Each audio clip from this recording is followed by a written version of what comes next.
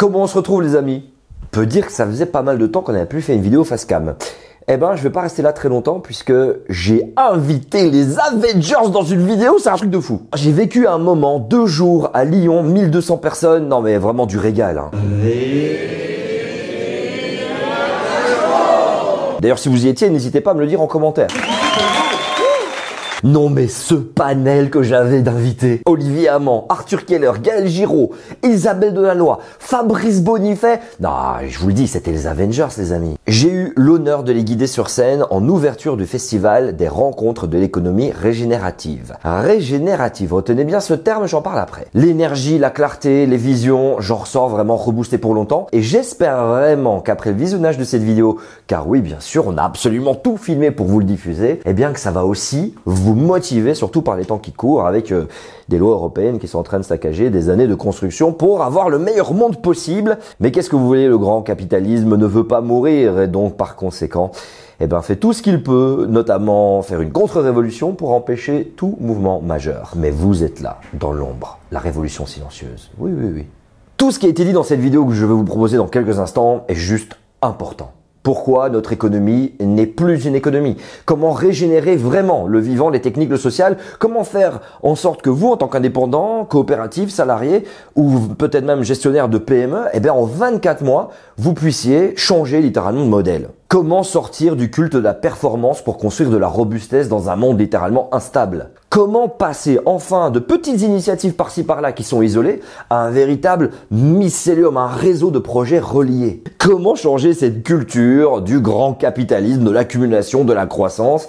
On en parle. Notre chaîne YouTube a notamment contribué à comprendre les enjeux systémiques de toutes ces limites planétaires, de toutes ces pollutions, du changement climatique, de l'effondrement de biodiversité, bref, quel impact ça a sur vous et moi et sur les sociétés humaines. Et souvent, on se met naturellement à passer à la seconde étape, c'est ok, ben comment est-ce qu'on résout le problème? Comment est-ce qu'on atténue tous ces problèmes, toute cette pollution? Comment est-ce qu'on s'adapte à tout ce bordel? Mais il y a un élément qui n'est jamais abordé. Il s'agit de la régénération.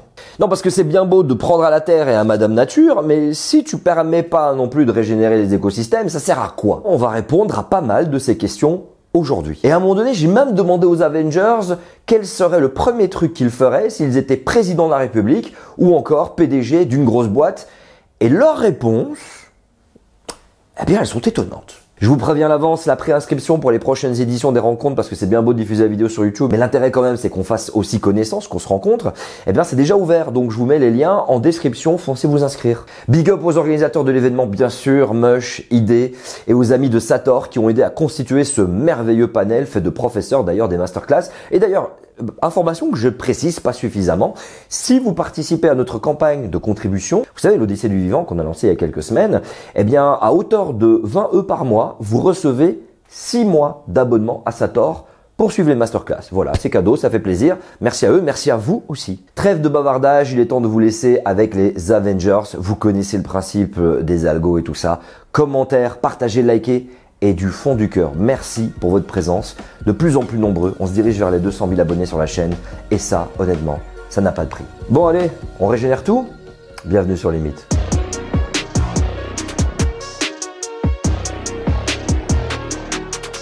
Je m'appelle Vince, j'ai l'immense honneur de présenter cette première table ronde aujourd'hui. Et avant de démarrer et d'inviter nos amis, moi j'avais un petit truc, je me suis posé une petite question, parce que moi j'aime bien aller voir un peu le sens étymologique de certains termes. Récemment, il y a quelqu'un qui me dit « Oui, compadre, tu es mon compadre ». Moi je dis « compère », pourquoi est-ce qu'on dit « compère » ? Et alors ça m'a intéressé de me dire « Ah tiens, on dit compère parce qu'à une époque, eh ben, quelqu'un dans un village était le père de tous les enfants ». Et donc son partenaire, son ami, son frère, son proche était son compère parce qu'il s'occupait également des enfants. Et d'ailleurs c'est intéressant parce que quand on parle de commérage, commère, eh ben c'est parce que c'était des femmes entre elles. C'est quand même incroyable comment les mots aussi peuvent complètement être très bizarres. Par contre j'ai été voir le mot économie puisque c'est vraiment pour ça qu'on est là aujourd'hui. Et ça m'a intéressé ce que j'ai lu. Hein. J'ai lu que étymologiquement parlant, on parlait d'oikonomia, oikos, donc la maison commune, et nomos, la règle, donc la gestion. Ça veut dire que c'est l'art, en fait, de tenir sa maison bien rangée. Et donc, si on revient à ce sens-là, économie, c'est la gestion. C'est-à-dire que c'est l'art de tenir sa maison bien rangée. Et donc, si on revient à ce sens-là, économie, c'est l'art, en fait, de tenir sa maison bien rangée. Et donc, si on revient à ce sens-là, J'étais en train de me poser une question, mais pourquoi est-ce qu'on parle de oui, il faut gérer notre économie, les secteurs de notre économie, puisqu'en fait c'est plus du tout une économie ce qu'on est en train de faire, puisqu'on n'a pas, on est d'accord qu'on n'est pas du tout en train de la gérer correctement. Alors je me suis dit, eh ben tu sais quoi, à chaque fois que je vais être invité sur des plateaux télé ou je vais parler sur la chaîne YouTube limite d'économie, je vais arrêter d'utiliser le mot économie. Et j'ai cherché des mots comme ça, alors ça m'a pris du temps pour essayer. Alors, désolé, peut-être du néologisme là-dedans, hein, mais je me suis dit tiens, quels sont les mots qui définissent vraiment la période qu'on est en train de vivre? Alors j'ai pensé à extratocratie. On gouverne par l'extraction du vivant et des gens. Le thermocapitalisme, bon voilà, ça c'est connu. Externalitisme, l'art de refiler la facture aux autres et aux générations futures. L'entropie business, on transforme des ressources ordonnées en déchets chaotiques dans tous les sens. Ce n'est pas Arthur Keller qui va me contredire. Chaque fois que je pense à Arthur Keller, je pense à Wall-E, c'est incroyable. C'est ma ref. Le court-termisme, société anonyme, tout pour le trimestre, rien pour la décennie. Turbo-consumérisme, fabriquer du manque pour vendre du pain. Tout ça, c'est des termes que je vais vraiment utiliser. Hein. Je dis, ah non, non, oui, alors il va falloir qu'on gère notre turbo-consumérisme. Je ne vais pas tous vous les faire, hein, mais il y en a un que j'aime bien, c'est l'économie zombie. Moi, je trouvais ça pas mal, ça. Je me suis dit, ah ouais, ça c'est... Alors forcément, j'ai pensé à Michael Jackson dans Thriller. Ça tient debout, en fait, sous performance, sous dette, sous subvention, sous rente. Et donc, je pense que si vous êtes ici aujourd'hui, c'est pour rendre ces lettres de noblesse au véritable sens du terme qu'est économie. Et donc, pour ça, on a effectivement les Avengers, pour moi, de l'économie de demain. Vous avez constaté que j'ai beaucoup de références à la pop culture. Hein. Voilà, je viens un peu du néolibéralisme. Et d'ailleurs, ça fait plaisir. Hein. Donc, bonjour, je m'appelle Vince, j'ai fait le tour du monde. Vous dites bonjour, Vince, s'il vous plaît. Voilà. Et je me suis rendu compte que ça rendait pas heureux du tout. Mais par contre, ce qui rend heureux, c'est ça, c'est cet instant, c'est ce moment, et c'est de faire quelque chose qui nous dépasse. Et j'ai l'immense honneur d'accueillir mes intervenants du jour, à savoir, pour commencer, Isabelle Delannoy. Tu es où, Isabelle? Tu es là? Viens, tonnerre d'applaudissements, s'il vous plaît, installe-toi. Gaël Giraud, qui est de l'autre côté. Bienvenue, Gaël.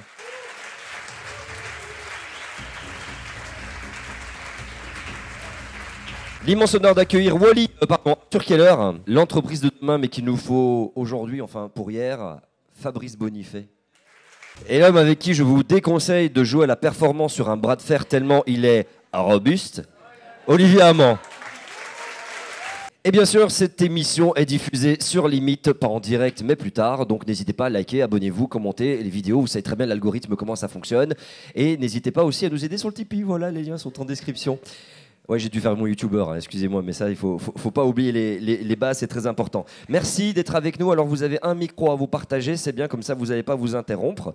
Je vais commencer avec Isabelle Delannoy, économie symbiotique, ingénieur agronome. Tu es devenue scénariste de Home, de Yann Arthus Bertrand, et autrice, justement, de l'économie symbiotique.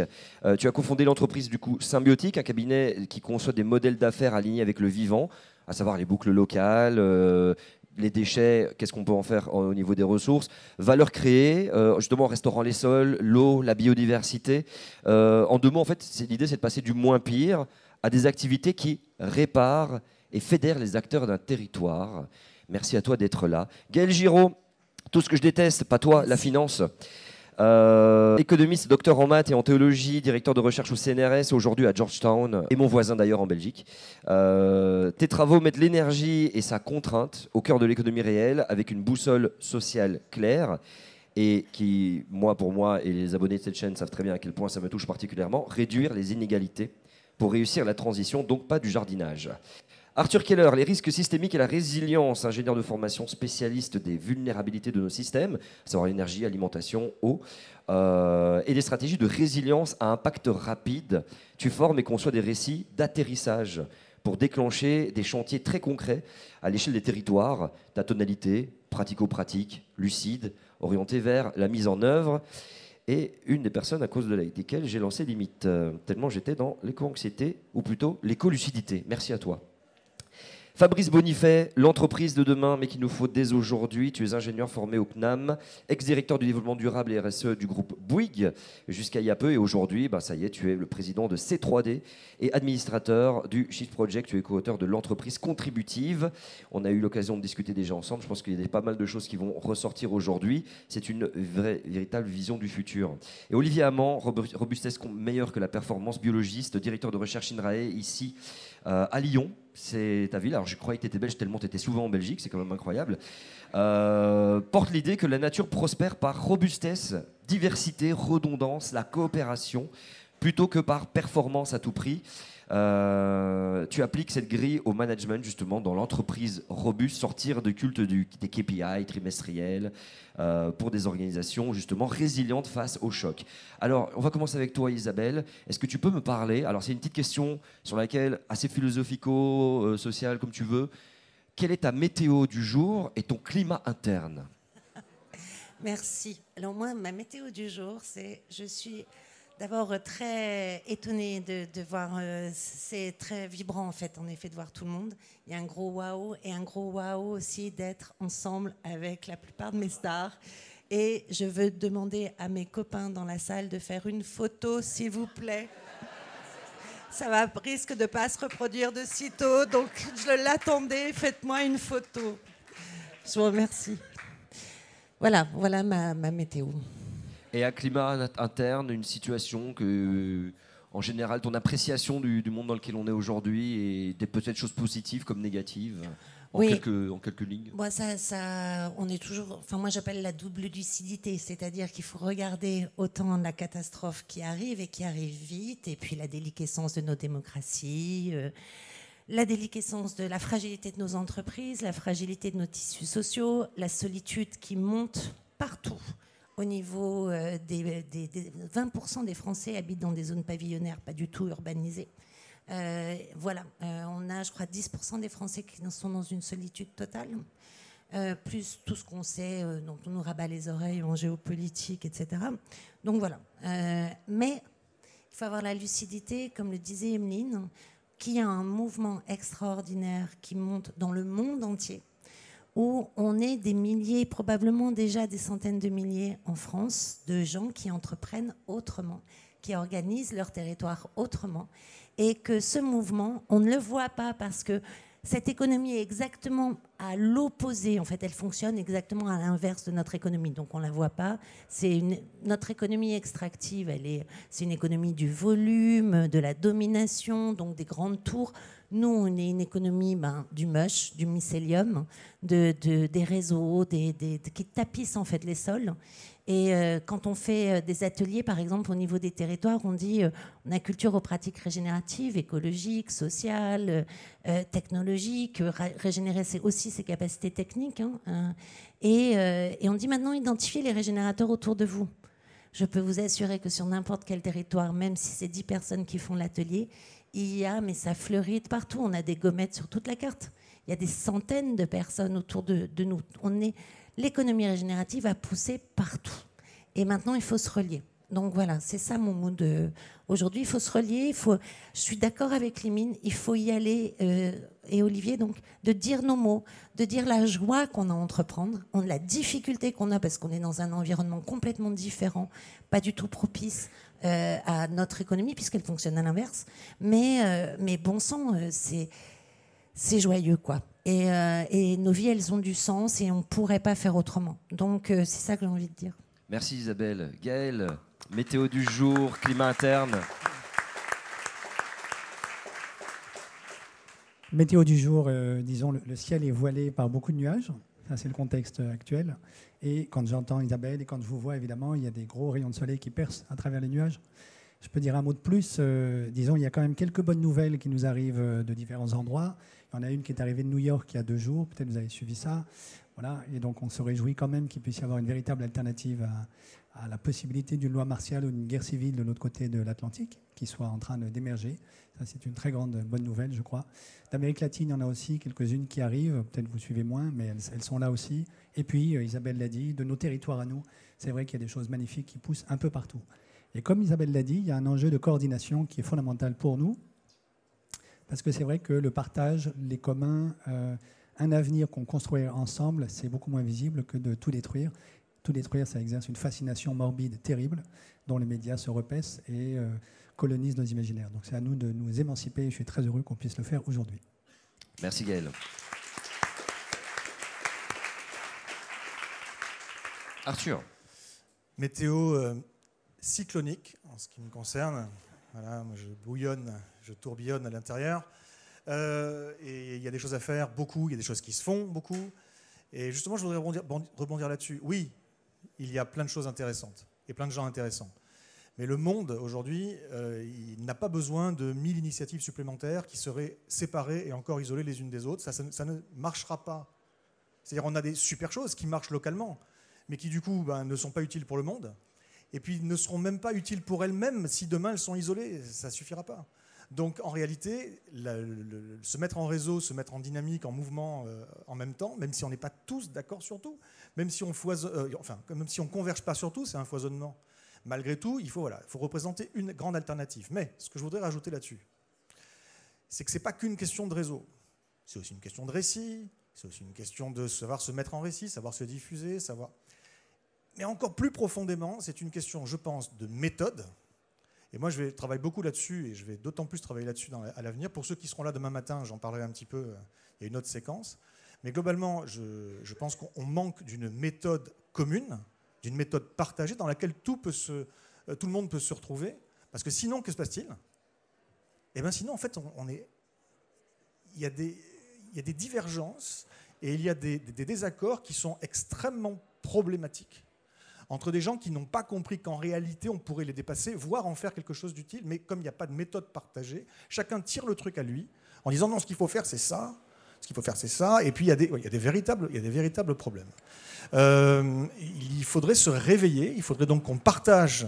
Et je ne sais pas si j'aurai un rôle à jouer là-dedans ou pas. Je vais essayer, parce que j'ai des propositions. Mais il faudrait qu'on partage un canevas commun pour que les gens sachent où ils s'intègrent, dans quoi. Après, on peut le faire évoluer, ce canevas, bien évidemment. Dernière chose, c'est une question de posture. Et je pense que la posture des gens, aujourd'hui, elle n'est pas encore là où elle devrait être. Je pense que nous qui sont... Enfin, nous, j'en sais rien, on ne se connaît pas, mais j'imagine qu'il y a beaucoup d'acteurs ou des gens qui essayent de l'être. Il faudrait effectivement que cette posture, avant tout, soit une posture d'agent d'influence culturelle. C'est-à-dire qu'avant de faire des choses, avant d'être sur votre projet, réfléchissez à comment votre projet peut influencer le monde, comment il peut faire des petits, comment il peut se relier à d'autres projets, comment il peut faire écosystème, etc., etc. Parce que sinon, voilà, effectivement. Donc la reliance, le fait de bosser ensemble, oui, bien sûr, mais c'est encore plus que ça. Il y a quand même un certain nombre de choses et de réflexes à déconstruire, qu'ils soient culturels, psychologiques ou autres. Mais il y a du travail, hein, encore. Même chez nous, même auprès des gens qui sont dans la bonne dynamique, on va dire, il y a du travail. Merci Arthur. Pratico-pratique, comme je l'ai précisé. Fabrice, météo du jour, climat interne. Ouais, enfin ça c'est le bazar un peu dans ma tête là, sur la météo, là, mais on va tout de suite aller à l'essentiel. Je suis complètement d'accord avec Arthur. Un but de son méthode est un non-sens, on a besoin d'une méthode. C'est pour ça qu'on a créé GenAct, en complément du C3D, pour accompagner les entrepreneurs dans la mise en place d'un modèle économique véritablement durable, donc qui sera plus linéaire forcément, et qui devra être beaucoup plus dit permacirculaire. Et une fois qu'on a dit des grands mots comme ça, c'est les entrepreneurs qui sont souvent dans le désarroi, parce qu'on a tous conscience du peu de temps qui nous reste pour agir, mais c'est extrêmement stressant de dire ok, très bien, mais comment je peux faire ? Alors que toutes les écoles de commerce, les écoles d'ingénieurs, les cabinets de consultants traditionnels enseignent l'économie linéaire, partout. Donc on ne sait pas faire autrement. Et donc tout l'enjeu qu'on va avoir dans les années qui viennent, on ne va pas attendre que les écoles fassent évoluer leur contenu pédagogique, on n'a pas le temps. Donc c'est pour ça qu'on a créé GenAct. GenAct, c'est une plateforme de contenu pour aider tous ceux qui veulent vraiment agir à passer à l'acte. GenAct, voilà. Et l'outil principal qu'on va pousser, et je suis content que Christian Breuer soit là, c'est l'économie de la fonctionnalité de la coopération, parce que, comme je le dis souvent, l'essentiel de l'empreinte écologique de la fabrication, c'est ça qui crée, c'est pendant la fabrication que se créent les externalités. Et donc il faut qu'on fabrique moins. Il faut qu'on fabrique beaucoup moins pour faire baisser la pression sur les ressources et qu'on utilise beaucoup plus. Et la bonne nouvelle, le ciel bleu dans tout ça, c'est qu'on est obèse en tout. On a trop de mètres carrés, trop de machines, trop de vêtements, trop de voitures. On a trop de tout. Donc on ne va rien manquer en fait. Bah, par contre, ce qu'il faut, c'est qu'on utilise plus ce que nous avons et qu'on le partage plus, qu'on le mutualise plus. C'est pour ça qu'il y a la coopération qui est très importante là-dedans. Donc, si on veut y arriver, il va falloir qu'on se forme. Chacun dans nos professions. Un comptable doit apprendre la triple comptabilité. Le designer de produits doit apprendre à designer des produits qui vont être à pérennité programmée circulaire. Il va falloir qu'on réapprenne tout dans les entreprises. Il nous reste 25 ans. Et donc, il faut commencer maintenant. Maintenant. Merci. Merci Fabrice. Alors, c'est très drôle, Olivier. Je peux te lancer sur l'histoire de la météo du jour et du climat interne. Tu peux garder ça. Mais est-ce que tous ces courants-là, ça ne crée pas justement ce mycélium? En tout cas, est-ce que au final, pendant que l'un est en train de foncer dans ça, l'autre est en train de foncer dans ça, comme Arthur qui disait, on a besoin d'une méthode. Est-ce que toutes ces méthodes cumulées, en fait, ne font pas déjà la transformation du mouvement, en quelque sorte? Carrément, tout à l'heure on parlait des mots. En fait, ce qui se passe ici, c'est qu'on est en train de passer du vocabulaire à la grammaire, à une syntaxe. C'est qu'en fait, et d'ailleurs c'est ce qu'on avait échangé avec Gaël la semaine dernière, on est dans un moment assez étonnant où le monde qu'on est en train de quitter, c'est un monde qui a une grammaire, qui est la loi du marché, la loi de l'offre et la demande, et qui est un bulldozer idéologique et qui articule des mots qui sont la compétitivité, la politique de l'offre, la souveraineté par les capacités d'exportation, tout ce vocabulaire, avec cette loi de l'offre et la demande. Il faut juste bien réaliser que la loi de l'offre et la demande, ça fait, l'hypothèse derrière ça, c'est une nature gratuite et illimitée, donc ce qui est extraterrestre. Donc la loi terrestre, c'est la loi des besoins et des ressources. Donc si on pense besoins et ressources, les humains s'échangent des biens et des services avec un troisième partenaire, qui est la nature, les vivants, quoi. Et donc là, ça change tout. Alors, ce qui nous manque, c'est qu'on a cette loi-là, c'est un peu le contrat naturel de Michel Serres, je pourrais le dire comme ça rapidement, mais c'est aussi plein de mots, la frugalité, la sobriété, l'économie symbiotique, etc., enfin, tout ce qu'on raconte là. Ce qui nous manque, c'est cette grammaire, cette contre-loi du marché. En fait, une loi terrestre. Et donc, l'enjeu aujourd'hui, c'est comment on fait pour monter en échelle. Enfin, on est au-delà des projets pilotes maintenant. C'est la question, c'est de monter en échelle. Comment on fait résonner tout ça? Alors, au sens de résonance, la Horst-Boutros-Rosa, mais c'est vraiment ça. Et donc, il y a une pulsion qui peut nous aider pour ça. C'est la pulsion de vie. C'est aussi simple que ça.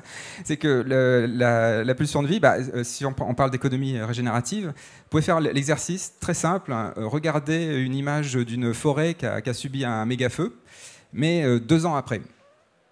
2 ans après, vous voyez qu'il y a plein de verdure au pied de la forêt. Et si vous montrez la photo à peu près à n'importe qui, ils vont vous dire là, il y a de la verdure, là, il y a du rouge, là, il y a du vert, etc. Et en fait, personne ne va voir les arbres calcinés. C'est vraiment, vous pouvez faire l'expérience, c'est incroyable. C'est qu'en fait, nos yeux, notre corps est attiré par la vie. C'est ça qui nous met en mouvement. Et donc, quand on écoute les médias, en effet, on va nous parler que des arbres calcinés. Alors ça démobilise quand même. Faut les voir aussi, bien sûr. Mais ce qui met en mouvement, c'est d'aller voir la forêt qui renaît. Et c'est un peu ça qui se passe quand on commence à se mettre en lien. Ça, c'est la pulsion de vie, c'est la symbiose quelque part, et donc c'est ce mycélium qui peut nous mettre en chemin. Et donc il faut bien réaliser que pour être en chemin, il y a nécessité d'être bancal. Donc là, vous allez me dire que je suis à fond dans la sous-optimalité. Mais il faut être bancal, c'est qu'il faut créer ce moment d'arrêt, ce moment où on se dit qu'en fait, on a besoin de ce lien. Et tu parlais de coopération. La coopération, c'est très simple de savoir si on est en coopération. Il faut être capable de dire « j'ai besoin d'aide ». Si on n'est pas capable de dire « j'ai besoin d'aide », alors il ne faut pas rêver, il n'y aura pas de grammaire, il n'y aura pas de lien, il n'y aura pas de mycélium. Il faut créer les conditions dans lesquelles on peut dire « j'ai besoin d'aide ». Et là, on transforme.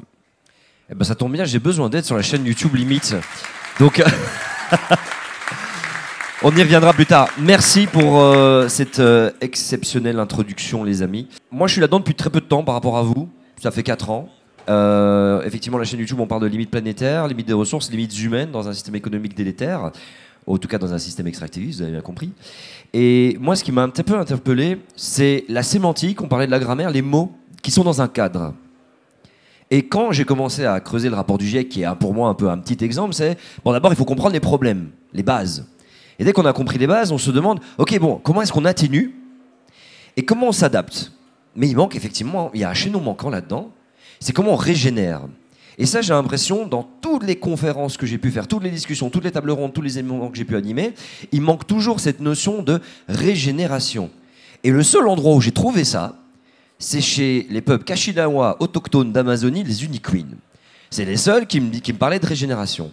Et il y a un élément qui m'a interpellé. Je marchais dans la rue ici, et j'ai vu une poubelle en feu sur la place. Il y a une place avec une fontaine très sympathique ici à côté pour les Lyonnais qui connaissent bien. Jacobin, exactement. Il y avait une poubelle en feu, tout le monde passait en mode à côté, en mode oh mais qu'est-ce qu'on va faire? Tout le monde se regarde, qu'est-ce qu'on fait? Moi j'étais prendre une bouteille dans la poubelle qui était en feu, donc je vous dis pas le chipotage.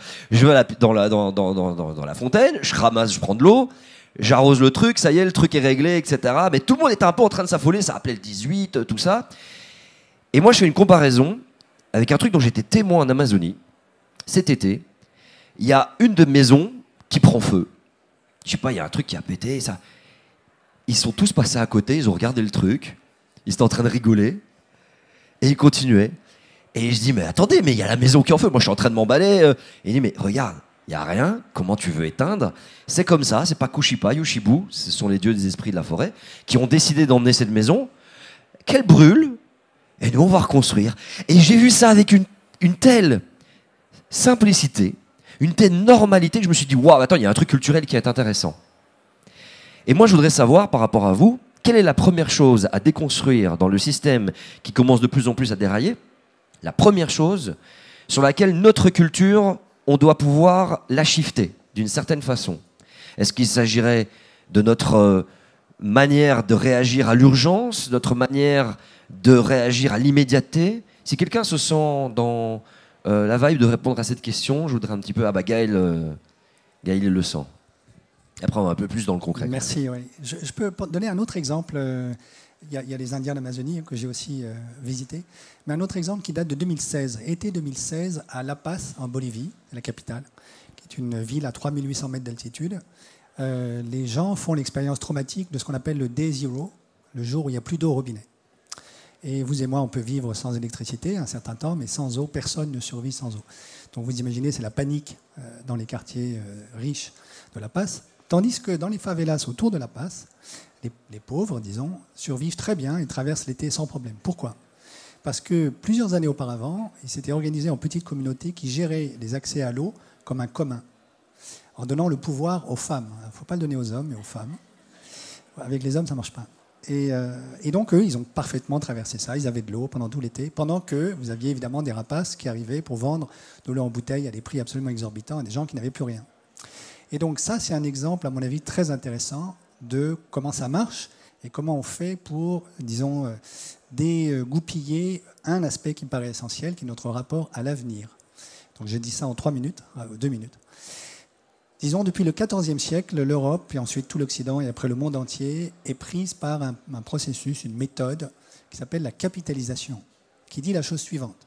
Vous prenez une ressource, par exemple la forêt d'Amazonie, et vous dites c'est du capital.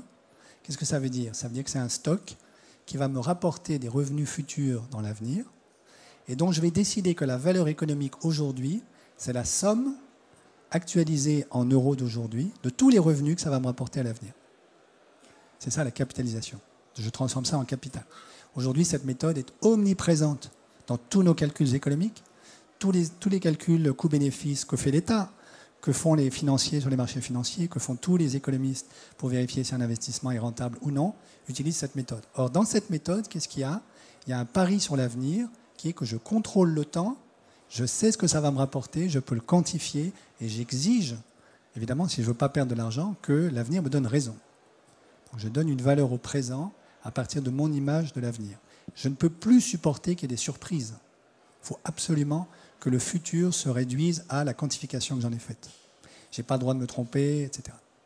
Et puis vous avez une vision complètement alternative à ça, qui est celle justement des pauvres, des bidonvilles de La Paz, celle de toutes les communautés énergétiques, en Italie par exemple, qui se montrent partout, y compris en France maintenant, celle des monnaies communes, etc. Bon, qui est, on partage, et on va prendre le risque ensemble, et on va se donner des règles, disons démocratiques, de délibération, qui permettront, s'il y a quelque chose qui ne va pas, de réviser les règles, de les remettre au travail et de les changer si on en a besoin. Et donc, on ne se prétend pas aujourd'hui le maître du temps, mais on est d'accord tous ensemble pour travailler à l'avenir en intégrant les surprises possibles grâce à la délibération. Donc c'est exactement le contraire de donner un prix au temps, c'est ça que fait la capitalisation, et interdire toute surprise à l'avenir, ramener l'avenir à un futur calculable. Et là, c'est le contraire. On ne donne pas de prix au temps, on donne tout l'espace de délibération pour pouvoir affronter l'avenir ensemble et faire prospérer la maison commune. C'est ça le sens de l'économia, ensemble. Et ça, c'est les communs. Et c'est ce qui a permis aux pauvres de la Passe de survivre tranquillement en 2016. Merci Gaël. Si quelqu'un se sent justement par rapport à cette urgence-là, après je peux aller dans le concret directement, hein, si vous voulez, parce qu'il y a quand même une question que j'ai envie de te poser, Isabelle. Tu dis, il ne suffit plus de détruire moins, il faut régénérer plus. Alors pour une PME, 50 personnes, une vingtaine de personnes, 50 personnes, c'est quoi régénérer plus? À partir du moment où il y a les équipes à gérer, il y a des choses à développer. J'ai un Larsen, Niki Larsen, c'est bon, c'est parti. Super. C'est quoi régénérer plus en 24 mois? Ok, on se fixe un objectif, PME, 50 personnes. Un indicateur, par exemple, à suivre. En général, en effet, en 24 mois, si la sauce n'a pas pris, c'est qu'elle ne prendra pas. Donc c'est intéressant, 24 mois. En fait, tu t'es réveillé ce matin. Qu'est-ce que t'as apporté ta nuit? Normalement, elle t'a régénéré. Ah, complètement. Voilà. Régénérer, c'est quoi? C'est en fait garder ses capacités de la veille, renouveler ses capacités, et puis permettre de produire du nouveau, toujours du nouveau. C'est-à-dire permettre de créer. C'est cet épanouissement de ce que les anglo-saxons appellent le potentiel. Ça doit être vraiment dans son plein potentiel. Et donc c'est quelque chose qui va pouvoir s'utiliser pour le vivant, pour la technique. Christian nous en parlera tout à l'heure. Et puis, évidemment, pour le social. Comment on épanouit, en fait, on permet aux acteurs de créer leur plein potentiel. Bon. Si on fait une économie du contrôle, on va dire le contrôle continu, c'est-à-dire, ok, tu vas faire ça, puis on va te contrôler que tu as fait ça, puis ça, est-ce que tu vas t'épanouir? Je déteste ça. Voilà. En fait, on ne peut pas s'épanouir, on est comme dans des escalators dans le métro, en fait. On est sur un chemin guidé. Si on te donne des règles, c'est-à-dire les règles qui vont gérer le commun, c'est exactement ça, c'est la même chose que pour les communs. Si on te donne un cadre, en fait, et je reviens là-dessus, mais je reviendrai là-dessus après. Si on te donne un cadre très clair, là, tu as la liberté de t'épanouir à l'intérieur du cadre. Et puisque c'est ta communauté, en fait, tu es impliqué dans cela, si tu es concerné ou impliqué, tu dois avoir la possibilité d'agir sur le cadre. Voilà, ça c'est vraiment la gouvernance des communs d'Elinor Ostrom. Et on doit absolument avoir cet accès à, ok, c'était vachement bien de penser, mais même dans un bureau, la cuisine là, mais en fait, moi j'entends toujours la machine à café et je ne peux pas travailler. Donc soit vous me changez mon bureau, soit on change la cuisine, soit on change la machine à café. Mais on délibère, quoi. Et ça peut être des choses aussi bêtes que ça. Mais pour ça, il faut donner la culture de pouvoir épanouir chacun, lui donner la confiance de pouvoir donner la décision. Donc ça, c'est vraiment important. Donc ça, c'est au niveau social. Donc ça veut dire des règles. Et comme l'aurait appelé Fabrice, c'est une économie de la coopération. Donc en fait, c'est pas si simple. On est tout content, on va coopérer, etc. En fait, nous, dans une économie de la compétition, dans le droit de la compétition dans laquelle est l'Europe aujourd'hui, c'est simple. La règle, elle est claire. On est compétiteurs. Nos intérêts sont pas convergents, quoi. C'est-à-dire que je vais essayer de t'acheter quelque chose le moins cher possible et tu vas essayer de me le vendre le plus cher possible. C'est à peu près comme ça dans toutes nos relations. Donc on est d'emblée concurrent. Vous êtes concurrent avec votre boulanger, avec votre salarié, voilà, dans le monde économique, on est concurrent. Ok, là on est dans une économie d'écosystème, donc de coopération. Ça veut dire qu'en fait c'est une économie du contrat. Il faut que la règle du commun, le contrat soit très très clair. Parce que vous ne pouvez coopérer que si vous êtes en sécurité et que vous êtes sûr que votre intégrité est gardée. Le droit, le devoir. Donc contrairement à ce qu'on pense, où on a envie d'aller super content, etc., en fait non.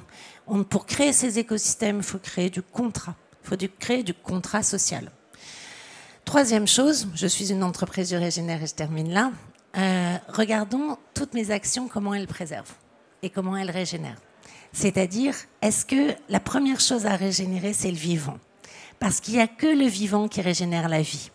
Donc, j'ai un site, comment j'aménage mon site? Mon site, probablement, il reçoit de la lumière du soleil, de l'eau, etc. Donc, probablement, Il peut abriter de la végétation, donc probablement de la végétation en écosystème, donc probablement qui peut créer des fonctions écologiques qui participent à la régulation en fait des équilibres planétaires. Deuxièmement, comment je préserve ces équilibres planétaires? Donc comment je régénère mes capacités techniques sans épuiser davantage, sans extraire davantage. Donc moi, par exemple, j'en parle tout le temps, mais il n'est pas là, mon téléphone, mon ordinateur, demain peut-être mon scooter, non c'est pas vrai, j'ai peur en scooter, mais sera régénérative en fait. Voilà, c'est-à-dire que parce que je ne le possède pas, je ne possède pas tout cet or, tout ce tantal, tout ce cuivre dont je ne sais moi que faire. Ce que je sais, c'est bouger sur mon scooter ou taper sur mon ordinateur. Donc j'ai besoin de la fonctionnalité en fait de mon ordinateur, de mon non-scooter, de mon téléphone. Et donc en fait c'est le fabricant qui possède les composants qui fait que je pourrai toujours le réutiliser. Voilà. Et lui pourra le remettre. 80% de ces composants, dit Christian, sont réutilisables, ne changent pas et donc pourront aller dans d'autres générations de machines. D'autres arrivent à 96%. 96%, 94%, on est facteur 16. 100%, on est facteur 100 infini. C'est-à-dire que 94% de la matière qu'on peut réutiliser, vous allez la réutiliser 16 fois.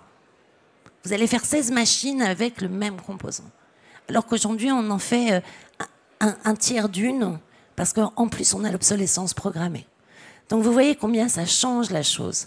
Donc regardez comment on aménage ces sites, regardez si on est lié à la matière vivante, comment elle est produite avec des solutions fondées sur la nature, avec de l'agroécologie qui va recréer des fonctions écologiques, ça c'est la priorité.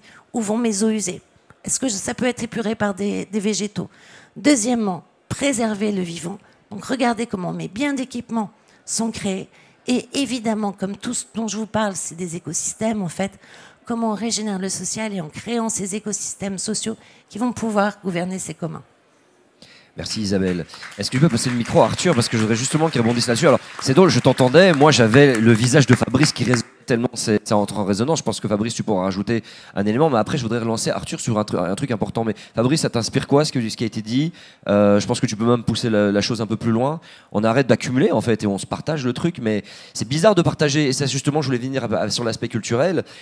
C'est étrange de devoir partager quelque chose puisque j'ai la sensation que au-delà de l'éducation, de la culture qu'on a de se dire bon bah c'est à moi, je vais l'utiliser.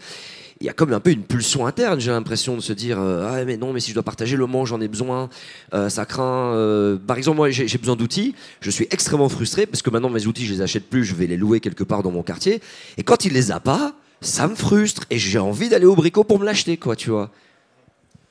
Oui, parce qu'en fait, on a tellement appris cette culture de la possession et puis c'est tellement pas cher aussi, parce que les matières premières coûtent rien. Dans un smartphone, je crois que c'est Biwix qui dit que ça coûte 3-4 euros de matières premières sur la totalité du smartphone, donc ça coûte rien. Ce qui coûte, c'est le travail humain aujourd'hui dans notre système. Et puis on est toujours pressé, on est dans un monde où en fait, il va falloir qu'on apprenne à ralentir, ralentir ou périr, ça doit vous rappeler quelque chose. Et donc c'est en fait l'enjeu il est culturel. Voilà, on l'a pas dit, mais voilà, il va falloir qu'on déconstruise cette immédiateté. Vous vous rendez compte que maintenant les gens achètent sur Amazon pour être livrés dans les minutes qui suivent, comme si leur vie en dépendait. Quoi. Mais ça fait du bien, Fabrice. Ouais. Ça fait du bien, ça fait très bizarre. L'effet que tu peux obtenir quelque chose là directement, oui. ça provoque des choses. Ça prouve bien qu'il faut un autre récit. Voilà. Et concernant la disponibilité de tout et n'importe quoi, aujourd'hui, quand on regarde le taux d'utilisation réel des machines que l'on fabrique, je pense qu'il y a quand même largement moyen de baisser le volume de fabrication sans être pour autant frustré, surtout qu'on a la chance d'avoir des systèmes d'information qui permettent de faire de la planification et de gérer ce qu'on appelle la courbe de charge. Voilà. Après tout, quand on prend le train, on sait très bien qu'il y a des périodes dans l'année où il y aura plus de difficultés de trouver des billets à certaines heures parce que tout le monde les veut en même temps. Bon, je pense que ça, c'est des choses que les industriels vont pouvoir gérer de manière à ce qu'il n'y ait pas trop de frustration et lorsque les gens auront besoin d'un outil, qu'ils puissent légèrement le planifier pour pouvoir l'avoir quand ils en auront réellement besoin. On a des marges de manœuvre qui sont énormes. Si je prends l'exemple des bâtiments, un sujet que je connais un peu quand même, on a fait des études et on montre que le taux d'utilisation des espaces dans les bâtiments, c'est de moins de 20%. 20% du temps d'utilisation, 80% où il n'y a personne. Et quand on fait un scan espace par espace, on s'aperçoit qu'il y a certains espaces dans certains bâtiments qui tombent à moins de 1% d'utilisation. C'est complètement dingue. Donc on a quand même des marges de manœuvre. Voilà. Les véhicules individuels, c'est 4% d'utilisation pour 96% de voitures ventouses. Il y a moyen encore d'en avoir un peu moins et d'utiliser un peu plus. Dans tous les domaines, on a des marges de manœuvre qui sont énormes. Et en plus, si on est plusieurs à utiliser le même produit, eh bien ça coûte moins cher. Ça coûte beaucoup moins cher parce qu'on va payer l'usage. Vous vous rappelez tous cette fameuse publicité de octobre 2024 de l'ADEME où il y avait un type qui rentrait, qui voulait... le dévendeur. Qui voulait poncer sa table. Un pauvre gars qui avait acheté une table à une brocante. Et puis le dévendeur lui dit, mais c'est pour uniquement poncer votre table et après vous aurez besoin encore de la machine. Puis lui dit, non, mais je vais l'acheter parce que de toute façon, je n'ai pas le choix.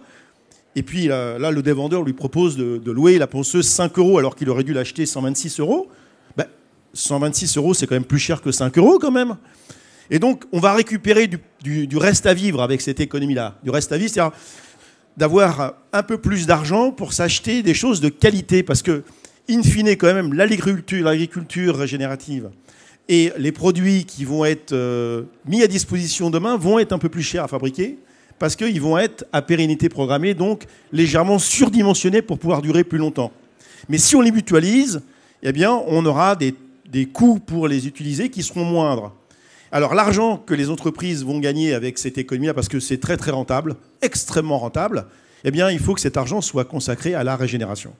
Et donc on restaure le premier capital pour une entreprise, c'est de loin le capital naturel. Parce que quand on aura, vous le savez, c'est ma blague favorite, manger le dernier poisson et abattu le dernier arbre, on va s'apercevoir que sucer sa carte bleue, ce n'est pas comestible.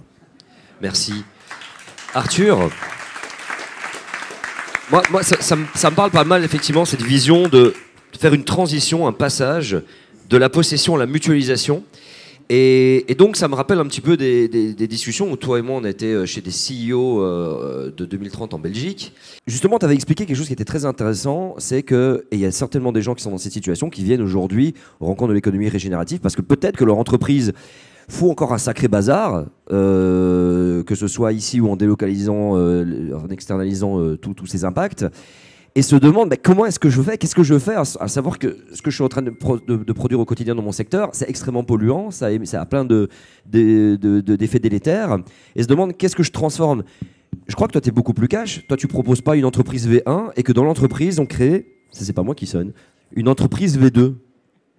C'est-à-dire que l'entreprise, par exemple, qui vend des choses, tout d'un coup disent on va créer une succursale et là, on va mutualiser des choses pour qu'au final, et que c'est une sorte de transition intergénérationnelle, des gens qui sont des mordus de la possession, et croyez-moi qu'avec ma mère, ça va être très compliqué de lui faire rentrer ça, et c'est normal, elle est née en 49, la pauvre. J'imagine qu'il y a des gens qui sont nés en 49 ici, et qui, à mon avis, sont extrêmement éveillés sur ces questions-là, donc ce n'est pas qu'une question d'âge non plus. Mais elle, ça va être très compliqué de lui dire non, arrête d'acheter ce nouveau téléphone, loue-le. Elle va me dire quoi, le louer avec les bactéries de l'autre sur le téléphone, voilà, c'est un peu ce genre de raisonnement-là. Comment est-ce que des personnes, justement, aujourd'hui, doivent regarder un petit peu le portefeuille de leur entreprise et se dire on construit des vélos, on va les louer aussi, par exemple. Comment est-ce que ça se met en pratique? Je te renvoie le micro. Je vais répondre, mais en faisant un petit détour. Parce que je vais commencer par dire en tout cas que, il y a certaines personnes qui ont des nouveaux projets, il y a des personnes qui ont déjà des choses qu'ils font et qui peuvent véritablement se révolutionner, mais dans la grande majorité des cas, c'est compliqué. Et les gens ne peuvent pas tout changer, ils ne peuvent pas tout abandonner de ce qu'ils font et sauter à pieds joints dans l'inconnu en changeant totalement de business model et on switch. Bon, donc la transition, elle est compliquée. Et souvent, je parle effectivement du fait que, il y a peut-être une phase intermédiaire à envisager où on garde le modèle actuel tout en travaillant dessus, attention, pour faire en sorte qu'il soit le moins mauvais possible. Et souvent, on dit on va faire mieux. Alors, ça arrive, mais souvent, on fait juste peut-être moins mal quand ça réussit. Et puis surtout, dans un monde qui, lui, continue à accélérer dans la mauvaise direction, donc c'est un petit îlot de négantropie, de mieux, dans un océan de choses qui vont vers le pire. Enfin, on se leurre un petit peu quand on dit on fait mieux. Bref, en tout cas, je reboucle. il faut travailler sur l'existant, bien sûr, mais peut-être effectivement se créer des marges de manœuvre et d'expérimentation sur des choses différentes qui ne sont pas conçues pour être les vaches à lait, les poules aux œufs d'or d'un groupe. Mais là, il faut avoir un peu de marge de manœuvre financière. Donc là, on va parler d'un grand groupe, d'une grande entreprise. Quand on est petit, c'est compliqué de faire ça tout de même. Encore plus. Donc, il faut essayer, je sais que c'est facile à dire, de se créer des consortiums et de dégager des marges de manœuvre collectives pour financer et tenter, je dis financer, il n'y a pas toujours besoin d'argent, mais enfin, souvent un peu quand même, tenter, enfin des fois ça peut être utiliser des locaux d'une entreprise quand ils ne sont pas utilisés. Donc il n'y a pas besoin de louer, il n'y a pas besoin de construire, voilà, on réutilise différemment, réutiliser du matériel d'une manière différente. Il n'y a pas forcément des investissements majeurs, hein. Mais bon, malgré tout, il faut se dégager des marges de manœuvre collectives. Bon, mais juste, je reviens un peu en arrière. Ça, par exemple, c'est ce qu'aurait dû faire une entreprise comme Kodak. Je vais parler du cas Kodak, et je vais parler du cas, vous allez voir, grand écart, hein, du cas d'un producteur, d'un agriculteur au Bangladesh. Et il y a des points communs entre les deux en réalité, bizarrement, on va dire. Kodak, comme certains le savent peut-être, c'est un empire qui s'est effondré. Voilà. Et certains disent, oui, Kodak, ils n'ont pas vu arriver le virage du numérique. Faux, alors, totalement faux, ils étaient les premiers dessus. Le problème de Kodak, ça a été un problème de posture avant tout. Et je vais parler des deux erreurs fondamentales de Kodak. Pourquoi je parle de Kodak? Parce qu'on fait les mêmes. Presque tous. La société, de manière générale, fait la même erreur. Alors, première erreur, c'est de penser qu'on est solide et que... Non, j'allais dire de ne penser qu'on ne s'effondrera pas. Mais non, c'est même pas ça. C'est l'idée même qu'on pourrait s'effondrer ne nous effleure même pas. Voilà. L'idée même que ça pourrait cesser de fonctionner ne nous effleure même pas. Première grave erreur. Je pense qu'on peut dire qu'il y a une règle générale dans les effondrements, qu'ils soient d'entreprise, qu'ils soient des fois de société, qu'il y a pu y avoir, c'est que jusqu'à la veille au soir, on pensait que c'était impossible. Donc ça, c'est la première chose. La deuxième erreur de Kodak, c'était de considérer qu'il y avait quelque chose qui était en train de changer, en l'occurrence du numérique qui arrivait, et de penser qu'ils allaient donc intégrer cette nouvelle contrainte et cette nouvelle opportunité, sans doute, intégrer à leur business, intégrer à leurs activités. Et bien ça, mais figurez-vous, ça fonctionne lorsque les changements sont graduels, incrémentaux, ou lorsqu'ils sont limités. Quand il y a des petits changements, des petites variations, une évolution graduelle, on peut effectivement faire évoluer graduellement son modèle. Mais quand c'est une révolution, positive ou négative, en l'occurrence le numérique pour les entreprises, ça a pu être des opportunités énormes. Mais pour nous, ça va être une descente énergétique et matérielle, je ne développe pas, ça va être des contraintes majeures qui vont s'imposer à nous, ce n'est pas forcément des nouveautés qui sont positives, mais en tout cas, il y a des changements qui, au bout d'un certain temps tout de même, de façon agrégée, sont pas juste un petit changement, mais carrément deviennent des changements paradigmatiques. Quand on est face à des changements de cette amplitude-là, essayer de les intégrer à ce que l'on fait, c'est la certitude de se casser la gueule. Qu'est-ce qu'a fait Kodak ? Ils ont intégré le numérique à leur film photographique en développant je ne sais plus comment ça s'appelait, il faudrait vraiment que je retrouve le nom, des pellicules où il y avait une puce électronique et quand on allait faire développer son film, on pouvait demander à ce que les photos soient numérisées et récupérées sur un CD-ROM. Voilà, ça a marchoté pendant quelques années, puis ça n'a pas pris, parce qu'ils n'ont pas vu le changement paradigmatique. Ils n'ont pas compris que les gens n'iraient plus chez le photographe pour faire développer leur film. Ils n'ont pas compris que les gens feraient plus 24 ou 36 poses, mais 10 000, etc. Donc, ils se sont effondrés à cause de ça, de la mauvaise posture. Quand on est face à des enjeux de rupture paradigmatique, il faut avoir une posture MacGyver. MacGyver, il est dans une situation donnée, il a quelque chose à faire, il a peut-être sauvé la vie de quelqu'un ou la sienne, ou je ne sais quoi. Voilà, il a un objectif, il a des objets, des outils et un objectif. Et il part de l'objectif, il parle de la contrainte et de l'obligation, il se dit « Ok, de quoi je dispose et comment je peux utiliser ce dont je dispose pour répondre à ce nouvel objectif ?» Nous devrions faire pareil, repartir de la feuille blanche et se dire quels sont nos outils. Les outils, c'est des hommes, des femmes, les outils, c'est des réseaux pour relier ces hommes, des femmes, ce sont des compétences, c'est des logiciels, c'est du matériel, c'est des lieux, tout ça. Et quels sont nos outils et comment on peut les utiliser, non pas pour faire la même chose que ce que l'on fait, mais différemment, mais pour faire quelque chose de différent, pour faire autre chose qui répond à de nouveaux objectifs. Voilà. Bon, ça c'est déjà la première chose. Et la deuxième chose, ça sera plus rapide dont je vais parler, c'est le Bangladesh. Le Bangladesh qui, jusqu'au début des années 2000, jusqu'au milieu des années 2000, pour certains jusqu'à la fin des années 2000, ont pu produire assez régulièrement quoi que ce soit, on parle d'agriculteurs, parce qu'ils avaient de l'eau, parce que le régime de mousson était relativement stable, et qu'à différents moments de l'année, il y avait ce dont ils avaient besoin en eau pour produire. Et puis d'un seul coup, ça a été graduel, mais vite, mais rapide.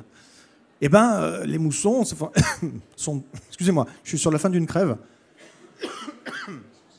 Et logiquement, je ne suis plus contagieux, si jamais je l'ai été. En tout cas, donc, il y a un moment... Merci. Allez. Justement, on parle d'eau. Voilà, on va parler d'eau. Il y a un moment où l'eau, eh ben, quand elle doit arriver, elle n'est pas forcément là. Et ces gens-là, bah, ils n'ont pas beaucoup d'options. Ils mettent figurativement, la clé sous la porte, quoi. C'est fini pour eux. Sauf qu'à ce moment-là, quelqu'un arrive en disant « Oui, mais il y a une solution. » Et la solution, c'est quoi? Eh ben, l'eau, celle qui vient du dessus, elle n'est plus là, mais il se trouve qu'il y en a en dessous. Donc, on va creuser un puits. Ah, formidable! Et donc, on a une solution. Et on creuse un puits. Sauf que tout le monde fait pareil. Et que la pression, dans ce sens-là, la dépression plutôt, sur les nappes phréatiques croît au cours du temps. Que ça crée donc un front ensuite par en dessous, un appel vers de l'eau salée. Et il y a un front de salinisation qui arrive, qui commence à saliniser les nappes. Elles deviennent saumâtres.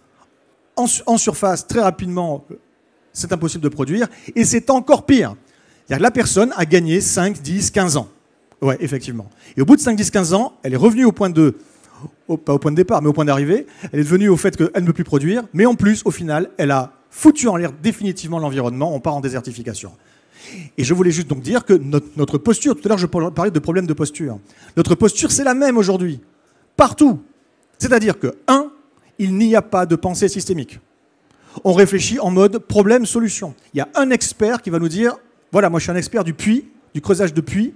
Vous avez un problème d'eau, j'ai une solution. Formidable. La somme de toutes nos solutions, quand on ne se pose pas la question de avec quoi ça interagit en aval, en amont, et dans quoi ça s'intègre, et la cohérence systémique globale de tout ça, et ben ce fait de fonctionner tous en silo fait que quand ça marche, ce qui n'est pas gagné, à court terme, c'est bien, on croit avoir trouvé une solution, mais c'est pire à moyen ou long terme. On se tire une rafale dans le pied. Et la dernière chose, toute dernière, donc c'est aussi qu'il n'y a pas de volonté de remise en question. Je critique pas ce pauvre Bangladais, je dis juste que cette personne ne s'est pas dit « bon, il faut que je fasse autre chose de ma vie ». Cette personne s'est dit « merde, je ne peux plus faire ce que je fais. Est-ce qu'il y a un moyen de continuer ?» Ah, on m'a proposé une solution, super. Et avec quelques aménagements, il a continué à faire la même chose, mais différemment.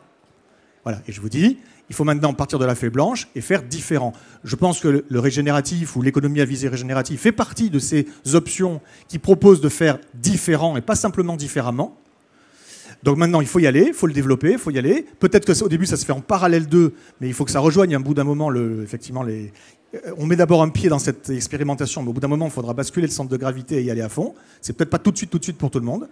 En tout cas, il faut travailler dessus. Il faut faire juste attention, c'est mon seul warning et c'est 3 phrases, et après j'ai fini. Il faut juste faire attention au cadre définitionnel, au cadre... C'est-à-dire que quand on propose et quand on met en place quelque chose de nouveau comme ça, il faut être le plus rigoureux possible, et ça c'est un travail collectif, quoi, hein, le plus rigoureux possible, de converger assez rapidement vers des choses qui définissent clairement ce que c'est. Parce que sinon, le risque de reprise et de récupération par l'industrie est majeur. De toute façon, ils récupèrent tout, mais plus ou moins facilement, quoi. Et je sais déjà, par exemple, que notamment dans le domaine agricole, qu'on a de l'agriculture régénérative qui se positionne et qui n'est pas toujours très régénérative, en fait. Déjà, dans certains domaines, le mot commence à être récupéré. Donc attention aussi à ça. Je vais rebondir du coup. Juste, ouais, bravo. On est bien alignés. Le changement culturel, en effet, c'est faire différent. Et ben, par exemple, ce que ça veut dire, c'est que quand on s'ouvre à ce champ-là, l'impossible devient possible.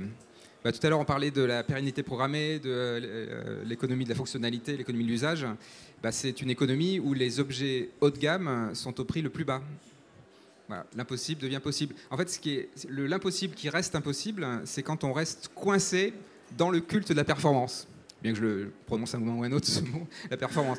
J'étais à une table ronde hier et c'était assez marrant parce qu'il y a quelqu'un dans l'audience qui me disait « Oui, mais le but d'une entreprise, l'objectif d'une entreprise, c'est de faire de la performance. » Eh ben non, c'est pas du tout ça. En fait, si on doit juste rester sur l'aspect financier économique, l'objectif d'une entreprise, c'est de faire de la rentabilité. C'est dans la loi. Il faut qu'une entreprise soit rentable, quelle qu'elle soit. Hein. Mais comment on qualifie cette rentabilité ? Ben, la rentabilité dépend du contexte. Si le contexte est stable, abondant en ressources, alors oui, là, on peut se permettre de faire de la performance. On peut épuiser les ressources, parce que dans cette fiction, les ressources sont abondantes. Donc on peut y aller, quoi. Ça, c'est un peu ça, c'est le parasite, hein, en biologie. Mais quand le monde devient fluctuant, instable, en pénurie chronique de ressources, la rentabilité d'une entreprise est d'abord corrélée à sa robustesse. Les entreprises qui ne sont pas robustes, eh ben, elles tombent dans un monde fluctuant. L'image qu'on pourrait prendre, c'est un Vendée Globe où il y aurait des tas de bateaux qui seraient dans des tempêtes et qui seraient en train de faire la course, la compétition. Donc quand ils sont dans la tempête, ils s'entraident. Ça n'a aucun sens. Donc là, on va rentrer dans les tempêtes.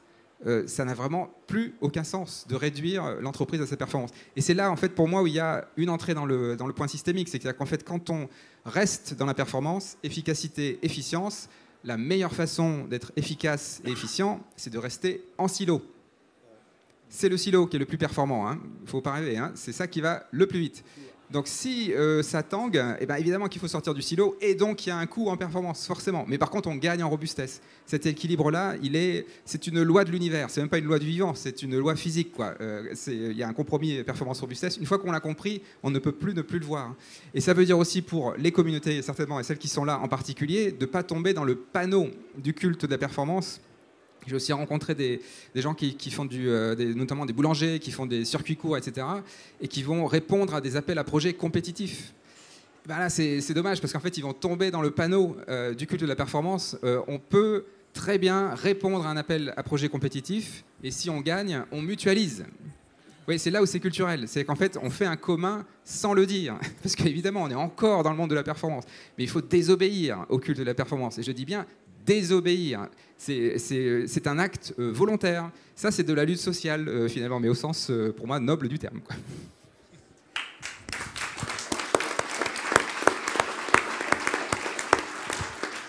Je voudrais rebondir très rapidement sur vos deux interventions, Arthur et Olivier, parce qu'on en a parlé ensemble avec Olivier la semaine dernière. Je trouve qu'il y a un exemple qui est extrêmement parlant, qui illustre ça, en fait, qui est la disparition des dinosaures, il y a 250 millions d'années à peu près. Donc les dinosaures, c'est un exemple de métabolisme qui grossit énormément grâce à des rendements d'échelle croissants.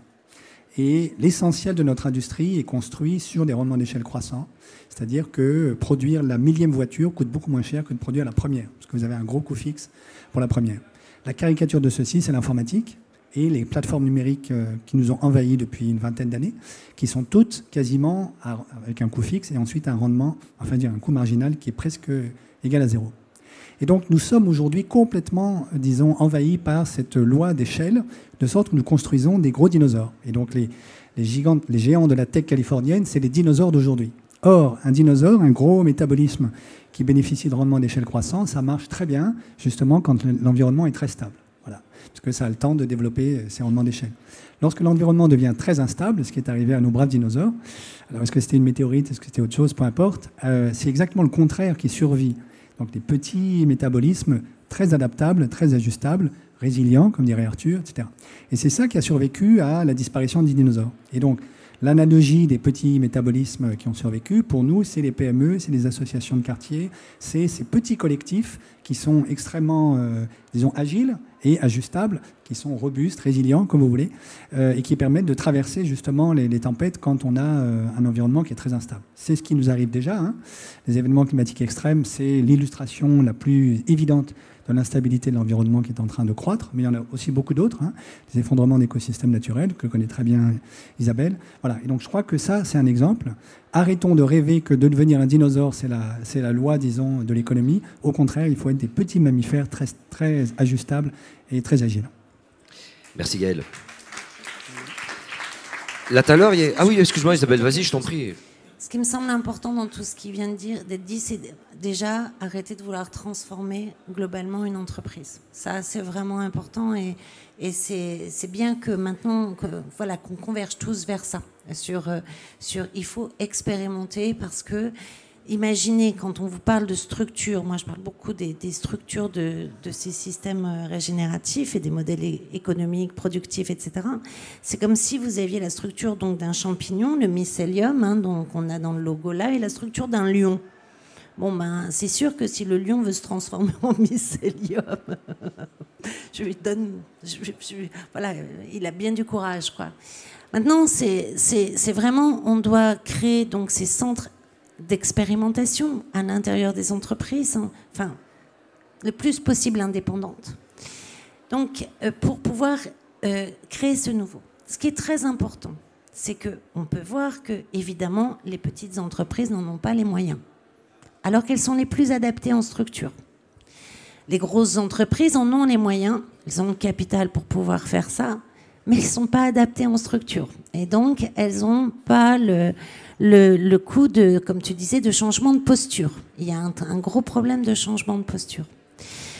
Donc, la réponse pour les grandes entreprises et les petites entreprises, quelque part, n'est pas la même, mais elle va se rejoindre.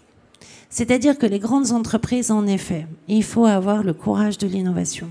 Il faut dédier une équipe qui va penser autrement, mais qui va répondre aux besoins stratégiques de l'entreprise. Parce que sinon, à la moindre tempête, c'est nul ton truc, ça répond, on a besoin de refaire du volume, là, on est en crise, voilà. Donc, en fait, si ça ne répond pas aux besoins stratégiques de l'entreprise, c'est pour se faire plaisir, ça ne va pas marcher. En fait, il ne faut pas le mettre sur l'idéal écologique, l'idéal diminution d'empreinte, etc. Pour l'instant, c'est pas assez bankable, en fait. Donc, il ne faut pas le mettre là. Il faut le mettre sur les besoins de l'entreprise, mais montrer qu'on peut y répondre différemment et montrer que finalement, ça crée plus de valeur. C'est exactement ce que montrent tous les modèles. Ce qu'on disait, tous les modèles sont plus rentables, en réalité. Par contre, ils demandent du partage de la valeur. Et c'est là où ça coince. Pour les petites entreprises, vous n'avez pas les moyens de cette innovation. La plupart des chefs d'entreprise, même des grosses PME, sont quand même le nez dans le guidon. Et là, vous devez absolument vous relier. C'est la stratégie de la reliance au niveau des territoires pour mutualiser du conseil. Ce qui est en train de se passer d'ailleurs au Grand Lyon via l'impact score. Hein. C'est génial, l'impact score vous donne votre impact et vous dit « Ah bah tiens, là ça marche pas, là vous pourriez améliorer. Ah ben tiens, il y a telle entreprise qui a la même problématique ou non, c'est pas ça, qui peut vous conseiller là-dessus. » Et finalement, l'entreprise qui vous conseille là-dessus, elle va vous dire « Tiens, j'ai un client qui a la même problématique. » Voilà, c'est ça qui va se passer. Et c'est vraiment important, en fait, de penser écosystème sur son territoire. La grande entreprise, elle va penser écosystème à partir d'une petite structure et se relier de nouveau à un territoire à partir d'une nouvelle structure, d'une expérimentation. Et nous, on en suit, c'est génial. Franchement, ça enthousiasme tout le monde. Et ce qui est génial dans la grande entreprise, c'est qu'elle a un effet marque très fort. Donc, si elle réussit, ça va être top. Et en plus, elle ne peut réussir qu'en se reliant aux petites entreprises locales. Donc, ça, c'est trop bien. Et les petites entreprises ne peuvent que partir que par l'écosystème. C'est vraiment important ce que je vous dis là, parce que sinon, et de partir de vos besoins. Sinon, vous n'avez pas de prise pour commencer, en fait. Voilà. Même si c'est le besoin, comme disait, même si c'est le besoin d'une salle, ça va commencer à faire écosystème. Vous m'inspirez. Je voudrais tellement faire 2 heures. Je tiens à préciser que nous n'arrivons pas encore à la conclusion. Mais que Gaël, n'hésite pas, quand il sera 11h, on sait que tu dois y aller, il faudra l'excuser. Donc pour ceux qui veulent parler avec lui, ce sera via les réseaux sociaux, désolé, ou par mail. C'est intéressant tout ce que vous me dites. Et il y a cette chose, à un moment donné, que j'ai capté, que j'ai entendu. C'est la notion de récupération, que des gros industriels ne récupèrent pas un mouvement. Et moi, il y a quelque chose que je me dis, c'est le terme sobriété, développement durable, résilience. Ah, désolé Arthur, hein. J'ai l'impression que ce sont des termes qui sont de plus récupérés par le modèle économique actuel pour en faire du marketing, pour le brander et pour en fait faire du business as usual. Et moi j'ai peur que la régénération, ce terme-là aussi, soit aspiré de sa substance. Et donc je me demande comment faire si vous étiez demain CEO ou président. Quelle serait une mesure concrète que vous mettriez en place, à la fois président avec la majorité du Parlement qui vous suit et boum, elle s'applique, et à la fois CEO avec le board, le conseil d'administration qui vous suit en mode c'est bon Fabrice, c'est bon Arthur, c'est bon Gaël, Isabelle, Olivier, on te fait confiance, on y va. Ce serait quoi les premières choses structurelles qui seraient, on va dire, honnêtes, nécessaires et qui empêcherait toute tentative de greenwashing, de récupération pour perpétuer ce qui est délétère. Fabrice, est-ce que tu veux commencer à répondre à cette question? Oui, c'est une très bonne question. Parce qu'il n'y a pas d'amour, il n'y a que des preuves d'amour. Hein. Donc au bout d'un moment, au bout des grands discours, c'est concrètement, on fait quoi?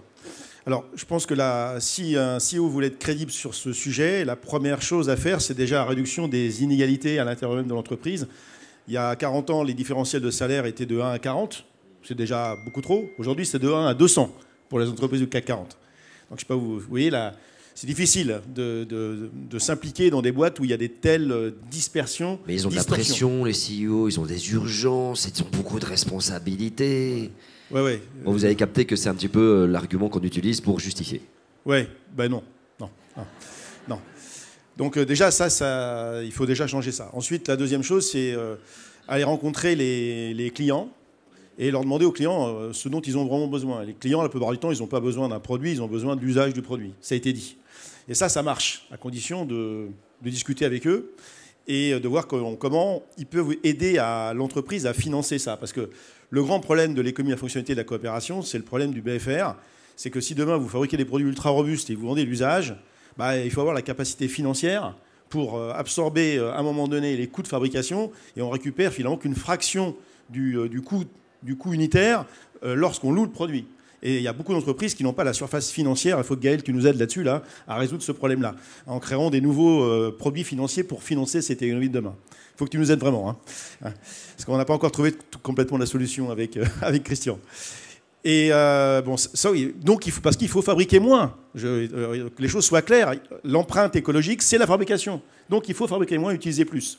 Ensuite, ce qu'il faut faire tout de suite, c'est convoquer les actionnaires.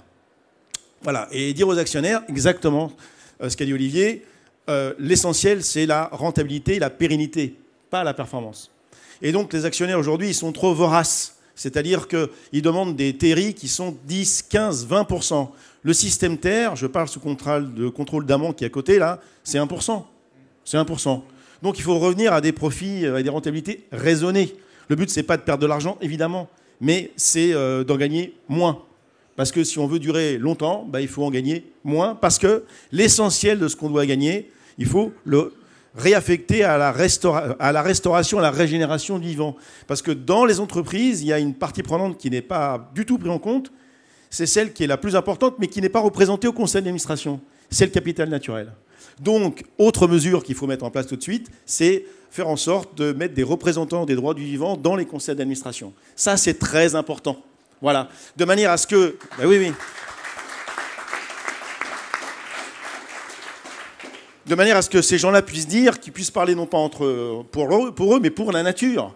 Et leur dire, non, mais ton projet, là, il est écocide. Donc, en fait, on ne pourra pas dire l'essentiel et non l'essentiel. Donc, ça rejoint le problème aussi de la raison d'être de l'entreprise. Rien n'est moins efficace ou efficient que de vouloir rendre plus vert des choses qui ne devraient plus exister.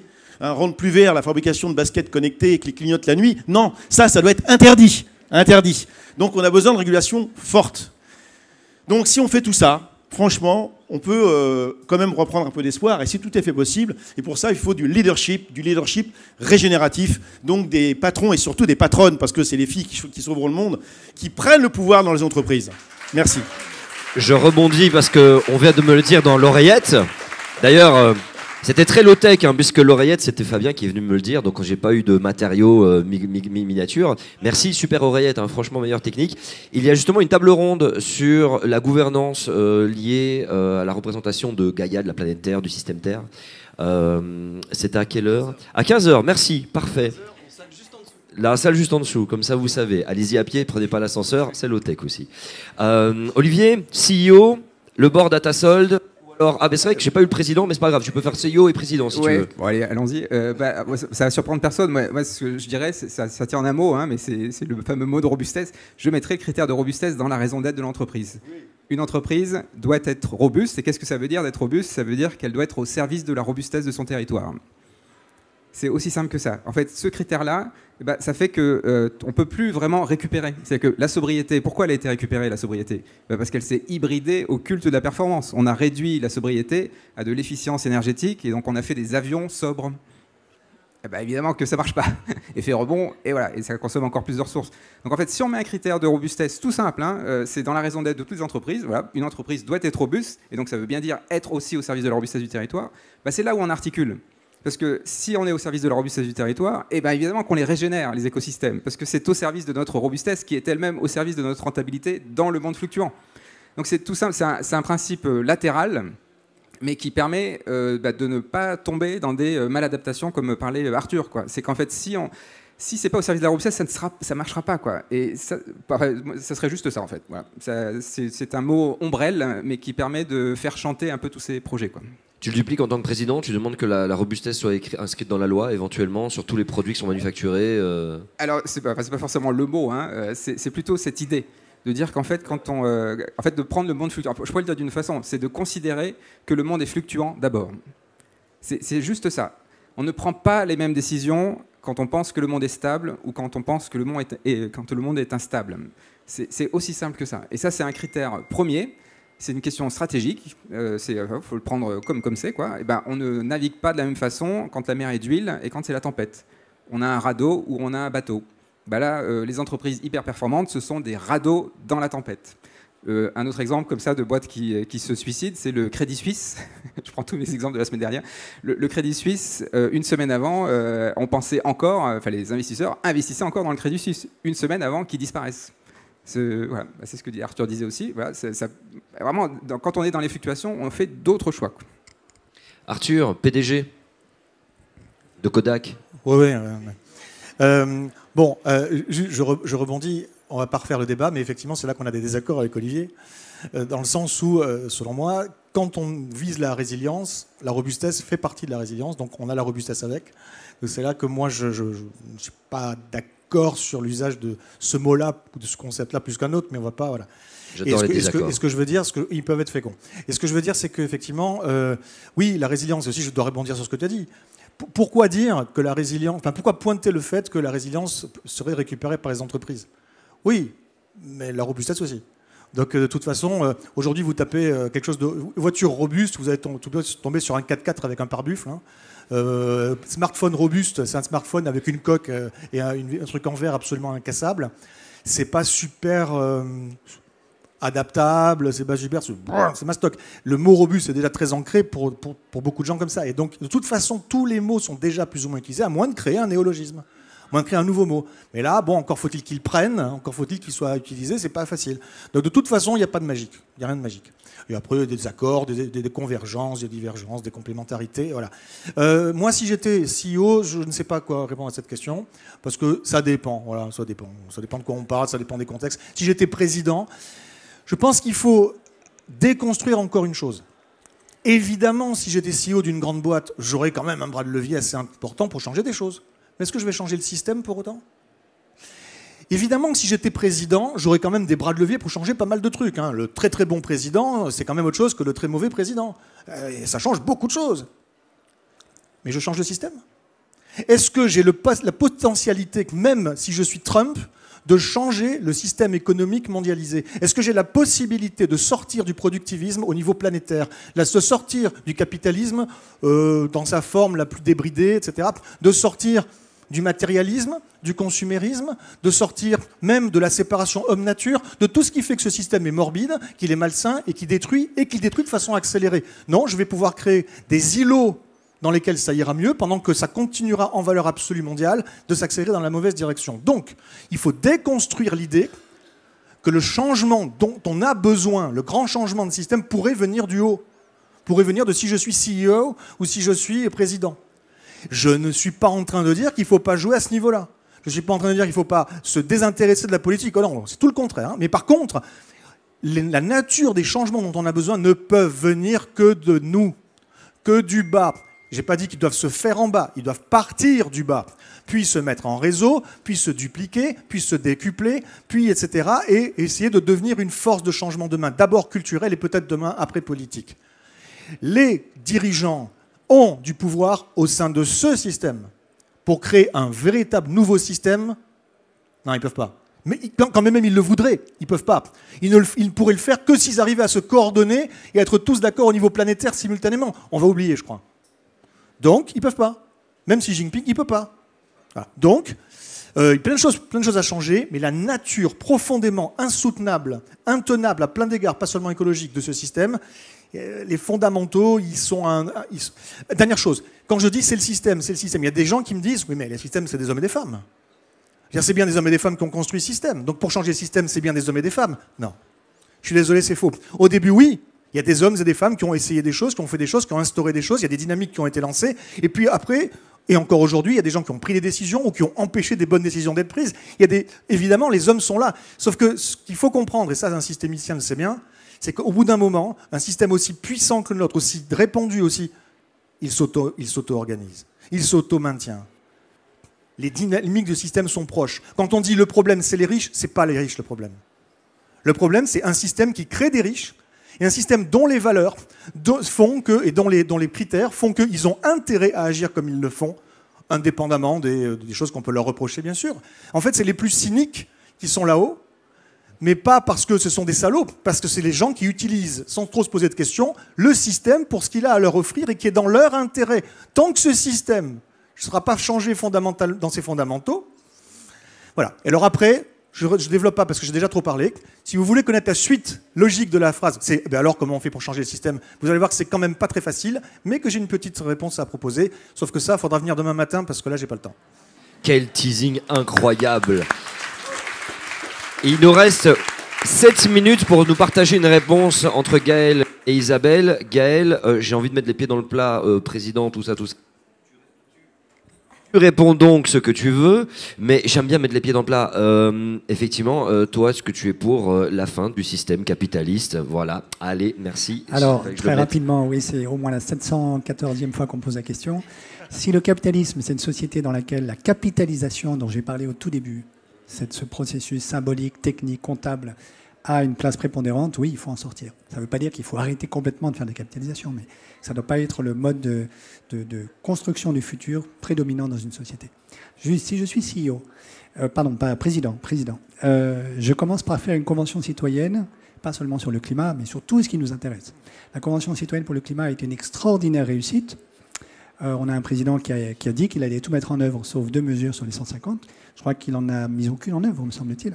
Donc, j'organise une convention citoyenne sur le climat, sur l'eau, sur le logement, le mal-logement, le travail, bon, et j'écoute vraiment ce que disent les citoyens. Donc ça, c'est une manière de faire ce que tu disais, Arthur. On commence par la base, mais on la fait remonter, on l'articule à un projet politique. Deuxièmement, je fais ce qu'un grand juriste italien a essayé de faire en Italie, qui est d'inscrire dans la constitution italienne que l'eau, par exemple, ne peut pas être privatisée. C'était après les grandes luttes pour la remunicipalisation de l'eau à Naples en 2011, dont vous avez peut-être entendu parler. Et Stefano Rodotà s'est beaucoup démené pour ça. Malheureusement, il est mort. Avec quelques autres, j'ai essayé d'en faire autant avec quelques sénateurs d'un parti politique donc, que je ne mentionnerai pas en France. Vous avez vu qu'on n'y est pas arrivé. Voilà. Mais en tout cas, j'essaierai de faire ça. Il y a un pays européen qui l'a fait quand même, ce qui est la preuve que c'est possible. C'est la Slovénie. La Slovénie a inscrit dans sa constitution que l'eau était un bien commun et ne pouvait pas être privatisée. Puis la troisième chose que je ferais, et ça fait écho à ce que tu disais, Olivier, j'irai plus loin dans la redéfinition dans le Code civil de ce que c'est qu'une entreprise, en faisant que toutes les entreprises, si elles veulent avoir le droit d'exercer, doivent être des entreprises à mission, en inscrivant dans la mission, par exemple, la robustesse, la résilience, tout ce dont on a parlé, le côté symbiotique, pour que ça fasse partie de la définition d'entreprise. Donc on a commencé, puisqu'on a introduit le critère, le statut d'entreprise à mission, il faut continuer. C'est la troisième chose que je ferais si j'étais président. Voilà. Merci Gaël.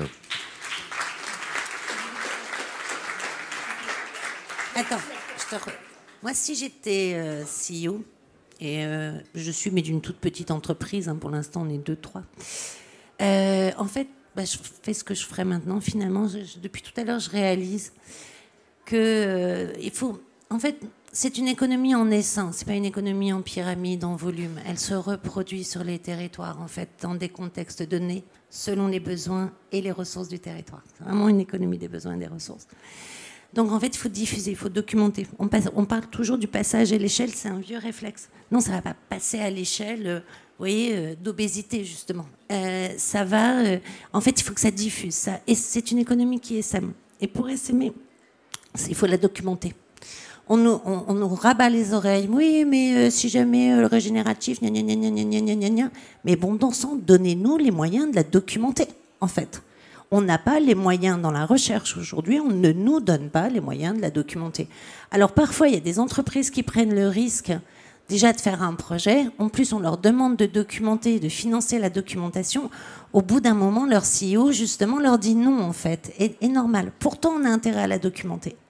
Parce qu'une fois qu'elle est documentée, comme ce n'est pas une économie de la compétition, eh bien, on facilite, en fait, et Christian, on en a longuement parlé, on facilite son implantation dans un autre territoire où là, en fait, on va partager, on va impliquer les acteurs locaux.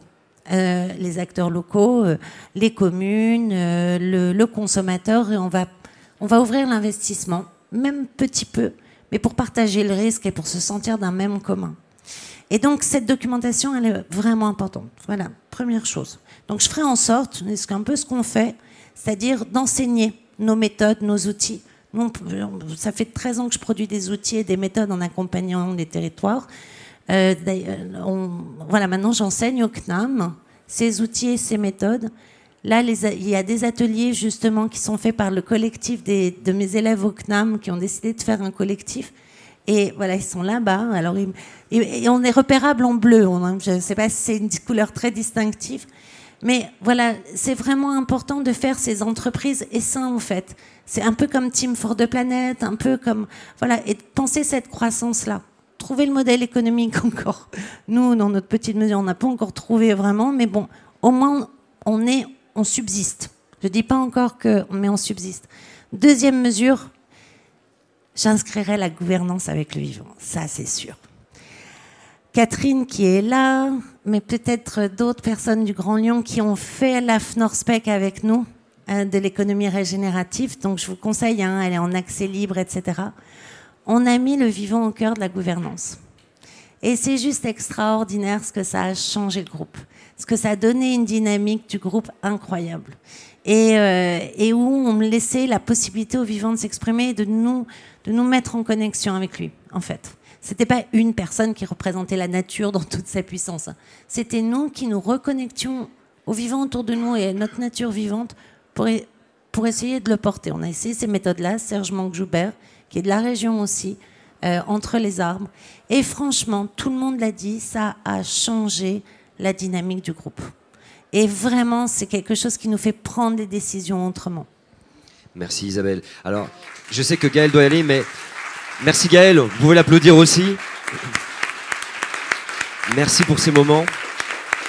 Nous arrivons tout doucement et certainement d'ailleurs, à la conclusion de cette première table ronde, cette première ouverture. Avant de vous laisser, j'ai quand même quelques mots à vous partager. Likez, commentez, abonnez-vous, bien sûr. Merci. À bientôt sur Limite. Portez-vous bien. Ciao tout le monde. Merci Olivier Aumont. Merci Gaël Giraud. Merci Arthur Keller. Merci Isabelle Delannoy. Et merci Fabrice Bonifay. Voilà, ça c'est fait pour YouTube. Voilà, ça c'est pour moi. Merci. Je tiens un peu quand j'écoute tout ce qui a été raconté et votre présence ici. Vous êtes toutes et tous ici des révolutionnaires. Et parfois, un peu l'image des révolutionnaires, des gens qui font les barricades, et ça y est, c'est l'instant, c'est le grand soir, V for Vendetta, pour citer un classique du cinéma, où tout d'un coup, tout le monde est dans la rue en portant un masque, ça y est, révolution. Non, non, non, les révolutions, c'est ce qui est en train de se faire aujourd'hui.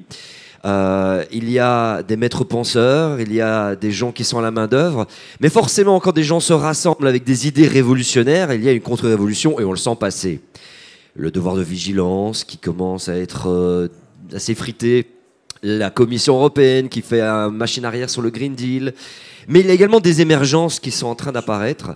Donc moi, tout ce que j'ai envie de vous dire pour cette conclusion, c'est merci de ce que vous êtes en train de faire. Je sais, pour en connaître quelques-uns dans la salle que je reconnais, et je salue la Belgique qui est là, Michel, toi-même tu sais, que ce que vous faites est tellement à contre-courant qu'il faut avoir vraiment les pecs solides pour nager et enchaîner le crawl et gérer ce courant qui vient de l'autre côté. Mais ça fait de vous vraiment des personnes exceptionnelles, inédites pour moi. Et ça, c'est une vidéo qu'on a fait avec Olivier Amand dans laquelle il dit « il y a un changement ». Ça fait 10 000 ans qu'on a fait la même chose. Et si on regarde bien, effectivement, ça fait 10 000 ans qu'on fait la même chose. Sauf qu'on a commencé à mettre des noms, croissance du PIB, mais il y avait aussi une croissance il y a 8 000 ans, très lente. Et que là, vous êtes partie des personnes qui, depuis ces 10 000 dernières années, sont en train de penser différemment. C'est juste un truc de dingue. Donc pour ça, Restez forts, restez courageux, mobilisez-vous. Merci pour ce que vous faites. Merci à vous aussi autour de cette table parce que vous êtes vraiment des personnes qui nous permettent vraiment de respirer, de nous donner de la force, de la foi, de l'énergie et garder cette lucidité. Donc continuez ce que vous faites. Vraiment, vous n'imaginez pas à quel point c'est fort. Bienvenue dans cette 3e rencontre de l'économie régénérative. Et avant qu'on termine et qu'on applaudisse, je voudrais qu'on fasse une photo, s'il vous plaît.